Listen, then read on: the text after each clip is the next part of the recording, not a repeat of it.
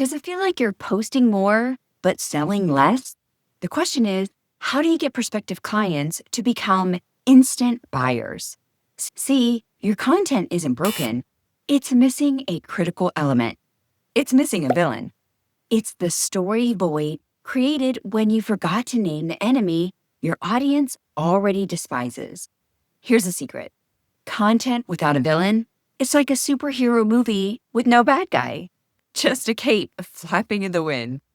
No stakes, no story, no attention. And we all know no attention means no sales. Conflict snaps people out of the scroll mode. I'm on a constant journey to improve my brand storytelling and convey my marketing message better.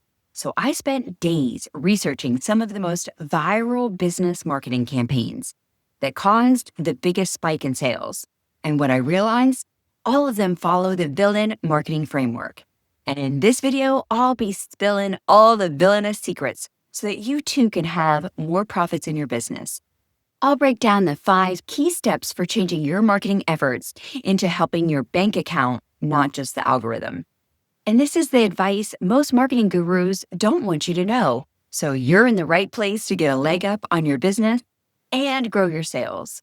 By the way, I'm April Meese, your AI and video marketing mentor.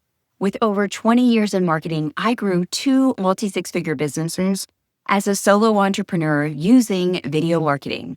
And I've also helped hundreds of female business owners worldwide double their revenue by improving their on-camera messaging for maximum sales. And I want to help you do the same, my friend. So let's get into it. I'm going to explain how to craft a villain strategy and the entire framework in just a second. But first, let me share exactly why this works so well. Why our brains crave villains. Ever since we were a child and listening to bedtime stories, our brains have been wired for conflict. In fact, neurologists at Princeton did an MRI study and found that when listeners heard someone telling a story about conflict, it synchronized both the listener and the speaker's brainwaves, and the listener's attention went up 25%. They found that the tension spikes cortisol and oxytocin. These are the 2 hormones in the brain that help us focus and the bonding chemicals.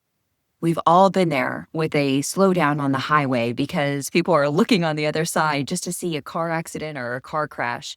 It grabs our attention and our curiosity, and it's hard to turn away from. I mean, think about it. Caveman didn't swap recipe cards. They warned each other about the saber-toothed tigers. Problem first, solution second. Even to this day, all good movies have to have some type of conflict. And the media knows this as well, with constantly having breaking news. The expression goes, if it bleeds, it leads the news, meaning that people are drawn to and intrigued by the drama. Smart brands use marketing to hijack our brains' wiring every day as well. And it's not just about getting our attention, it also makes choosing the product or service easier. Naming the villain simplifies the choices. The messaging would be, if you hate X, insert the villain name, then where's your answer? Let's look at some of the biggest marketing campaigns. Take the brand Dove Soap and Skincare. They have a massive campaign for real beauty. The villain, an airbrushed, perfect beauty ideal. In other words, images of models that didn't look like real people. So Dove did studies on self-esteem, and they decided instead to use real women in ads with the hashtag no digital distortion. They talked about the everyday woman's body and showed it.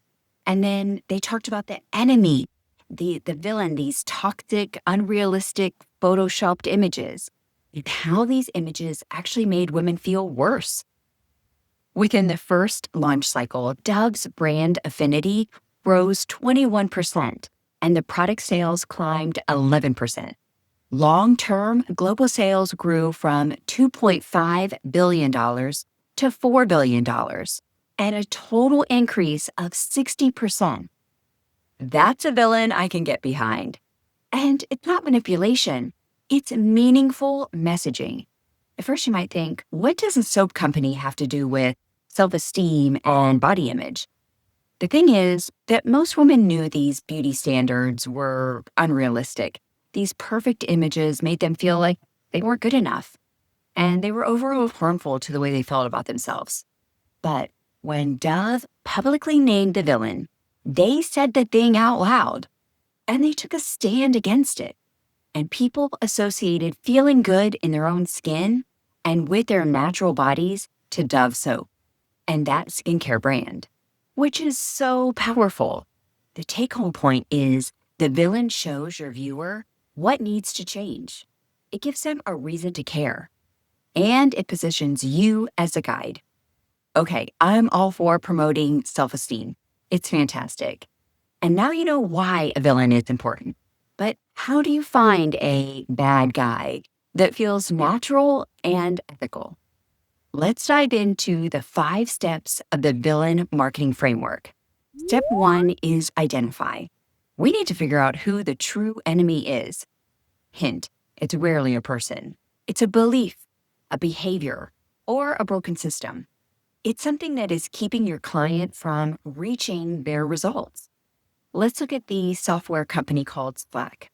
The old belief was that the corporate email was the only way for business communication. It was pretty much the gold standard. But Slack identified that traditional email was a broken system, and they introduced their new software as a more efficient system for organization and company communication. They named the villain Inbox Overload, and they quickly became the go-to software, replacing traditional email in many businesses. Slack's email is the enemy narrative has real money behind it, with an estimate of about 38 million daily users, and their revenue in 2019 was $630 million. And they were acquired by the company Salesforce. And the last reports show in 2021, they crossed the $1 billion mark. It's rumored to have a $27.7 billion valuation. Another brand market disruptor was Liquid IV. It's an electrolyte sports drink company. And when they spoke out about the belief that traditional sports drinks on the market that were thought to be healthy were actually not good for you. In fact, most sports drinks are filled with tons of sugar and are not good for the environment as well with all of the plastic bottles. They named the villain sugary plastic bottle sports drinks. And suddenly, people took notice, and they started paying attention to what they were drinking and what they were using to replenish their bodies after working out or doing some type of physical activity. Liquid IV highlighted that they had 3 times the electrolytes, 0 junk, and the product didn't lead to a sugar crash like the other alternatives. The packaging was easy to use powder that could be added to any water, and you can take it with you on the go. Naming the villain made them stand out, and as a result, revenue has quadrupled in 4 years, making Liquid IV the #1 powder hydration brand and the largest label in Unilever's $1.9 billion health and well-being portfolio. Now, these are big numbers, I know, but it's your turn to grab a sticky note and write down the #1 frustration your clients think about. What broken beliefs keep my audience stuck? Or ask, is there a behavior or system that's not good for your prospective clients? Brainstorm on that belief, behavior, or broken system that you can call out and identify. Now, step 2 is personify. We want to give it a face or a name. We want to turn the belief into a character if possible. For example, Slack created the Inbox Overload, a cartoon pile of unread emails. But my favorite marketing villain character is the example of Mucinex. Mucinex is an over-the-counter cough medicine. But as I'm sure you can agree, there's very few people that want to watch a commercial or be educated about their mucus. So Mucinex created a slimy green monster that personified phlegm. as an unwanted enemy that lives in your throat and chest. And they talked about how mucus is hard to get rid of with traditional cough medicine. And now you would think that most people are familiar with cough medicine, and the benefits are self explanatory and pretty obvious. However, that mucus mascot produced a 13% year over year sales boost for Mucinex because they named a villain and provided a visual. So buyers saw what they were fighting against. It wasn't just about buying any type of cough medicine that would mask the symptoms. The audience realized that they needed something that went to the root cause and get rid of that deeper mucus monster, or else the cough will persist. By personifying the villain, giving it a face or a name, it stands out as memorable and it helps define the problem, which is exactly what you need for step number 3. You have to define the stakes. So step number 3 is to quantify. Calculating the cost to the consumer might be the most important part. See, it's not enough to name the villain and personify it. Your prospect needs to know why this villain is bad and what it's costing them to continue to put up with it. Harvard Business Review did several studies, and the analysis was that when companies framed the losses that the consumer would have, it would boost conversions and sales 18 to 31%, meaning that highlighting what the buyer stands to lose converts more than messaging framing what they could possibly gain. And as a business owner, the villain or the cost of using the alternatives to our products and services, it's obvious to us. We know that customers have had disappointments and broken promises from other brands. We intimately know the costs and repercussions of using the alternatives. But we need to make it clear to our prospective clients.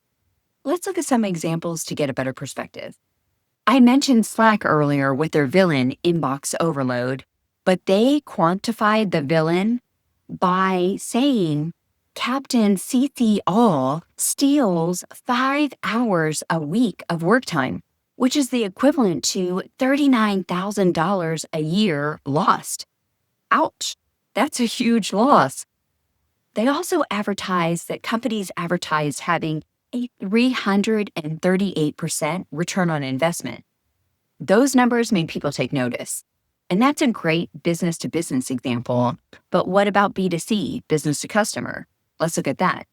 Warby Parker is an online eyewear company where you send in your prescription and then you pick your frames online and then they will send you the eyeglasses to your house and you can try them on and return what doesn't work. And it was completely different from the retail norms that people were used to. Because this was a completely new concept and people were a bit weary, they knew they needed strong messaging, and they named the villain as a $300 designer companies with a monopoly-priced eyewear, with a tagline that said, "We cut out the middleman." The messaging conveyed, "We're saving you a fortune," because the retail shops are ripping you off and costing you money. The business result? They became a distinct new category. They stood out as different, and the bottom line result? Warby Parker hit its entire first-year sales target in just 3 weeks. They sold out of the top 15 styles in 4 weeks, and they built a 20,000-person wait list at the launch. According to Business Insider, that early momentum helped fuel revenue to $600 million in 2022, and they now have a market evaluation above $1.7 billion.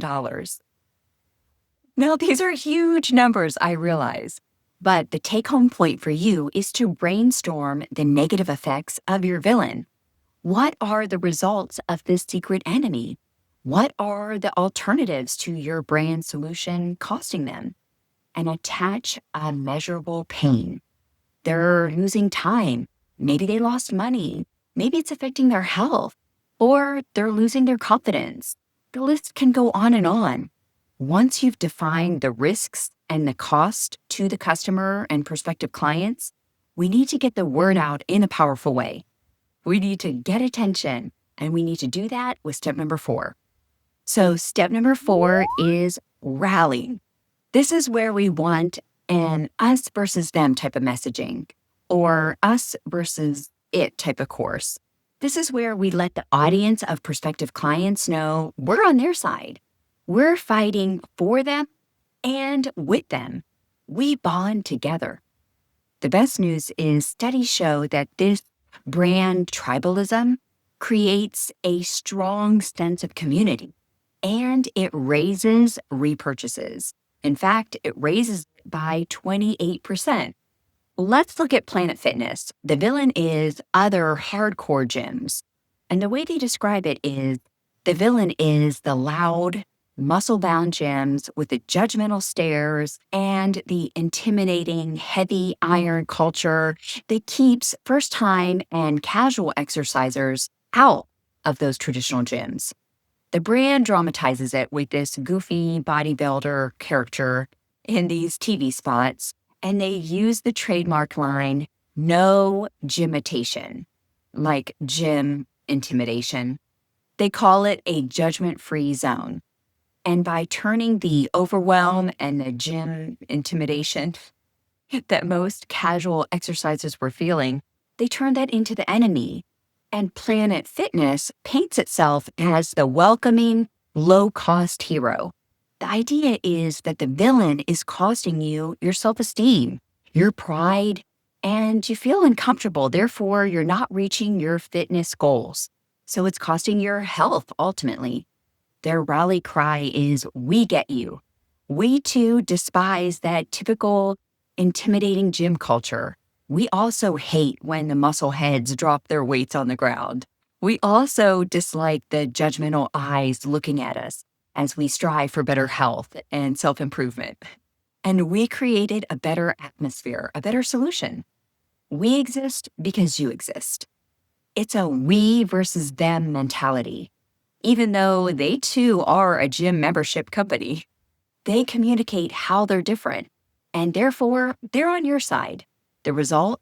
They had a 165% increase over 4 years, and another 64% increase from 2014 to 2017, making Planet Fitness the fastest growing gym chain in the US.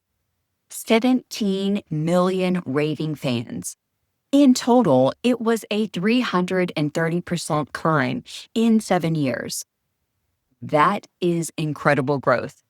Not to mention, fans defend the brand and their own identity in the comments on social media.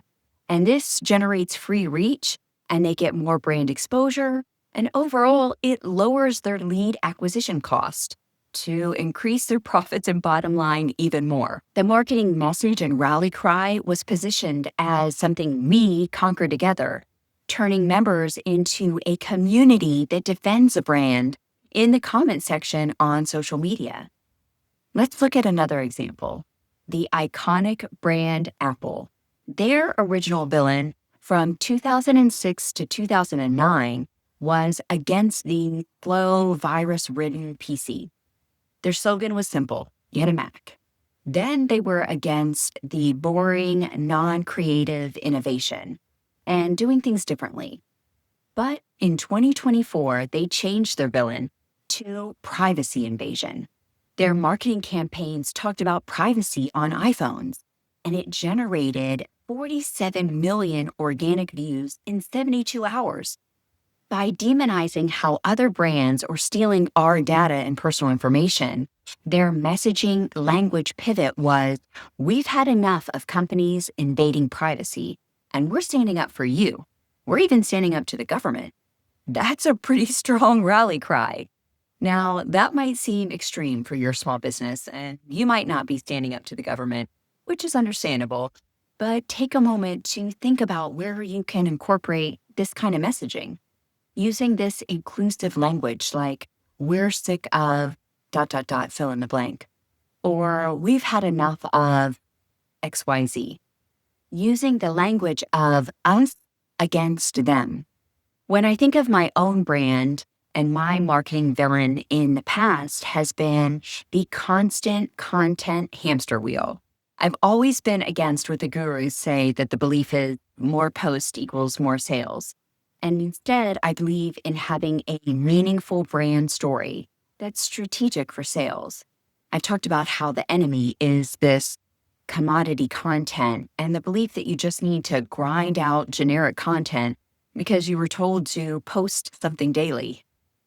That bad advice is costing us women business owners sales, and it drowns your expertise in a sea of sameness, hurting your overall brand, not to mention the mental toll it can take, causing overwhelm and burnout versus simply focusing on video with brand story-based marketing for sales. Let me know if you resonate with this villain or if it's missing the mark. I'd love to hear if you have any other suggestions for me. Let me know in the comments what bothers you the most. Okay, the fifth and final step in the villain marketing framework is resolve. This is where you show your winning solution and how it helps them. And for this step, I have some action steps, a little bit of homework for you. First, sit down for about 30 minutes and write down 20 of the top annoyances that your prospective client has. Then circle the 5 root beliefs and vote for your number 1 top villain so that you can start to storyboard this concept. Number 2, go to your social media and open up your last 10 posts to look at and highlight any that mention this villain. If there's fewer than 3 there, then you know you have an opportunity to create that conflict and strong marketing message. Number 3, draft a future post that starts with the hook of tired of blank, insert the villain. Here's the first step to escape. So my business example would be tired of the constant content hamster wheel. Here's the first step to escape. Join my email list where I'll send you information on how to create story-based video marketing that gets sales. After you write that hook, step number 4 is to create a future scene visual. Paint a vivid 60-second snapshot of life after the villain is gone and use the sensory detail like sights, sounds, feelings. If you're an artist, you could even sketch or use some type of AI tool to help you create a little icon that helps personify the villain. Those visuals help to really anchor the conflict. You could even add some rally messaging into your call to action, like say, comment below, winning when you've defeated XYZ villain. And then number 5 is to screenshot that first winning comment. And that becomes your social proof tile for your next video, which will help you start to grow this social proof stack so that you have one stat, one screenshot, one line of a client praise showing the villain defeated. And then lastly, you can identify the new positive shift in their life with a label, meaning who they become on the other side to anchor in this transformation. So an example for me might be from content grinder to story sales superhero. I might need to work on that, but you get the idea. As a recap, 95% of the posts are ignored, costing you time and money unless we give the audience something to care about. You now have the villain marketing framework. And with this strategy, you're going to identify, personify, quantify, rally, and resolve. Missing this critical villain element in your marketing feels like you're training without a target. Today, your target has a name. I'd love to hear what you discovered in the comments. Drop the word villain equals and then your enemy you're rallying against. Remember, the moment you say it out loud, you no longer feel like you're shouting into the void because you're now standing for something. You invite every ideal client to stand beside you, or better yet, not to stand beside you, but to fight beside you. Then they become more than your customers. They become your teammates. Okay, my friends, smash the like and subscribe button if you haven't already so you don't miss the next video to help you get more sales in your business. With hugs and high vibes, high vibes. I like that more than high fives. Okay, with hugs and high vibes, bye for now. So Mucinex, so Mucinex, so Mucinex, so it's Mucinex. What's the name of the company? I use it all the time. And you can turn them on, and you can turn them on. You can try them on. Turn them on, turn them on. Warby Parker. Warby Parker. Warby Parker. Why do I feel like there's some hair on my lip? Planet Fitness and Planet Fitness. Planet Fitness paints itself. Why do I do this? I love alliterations, but I hate to say them.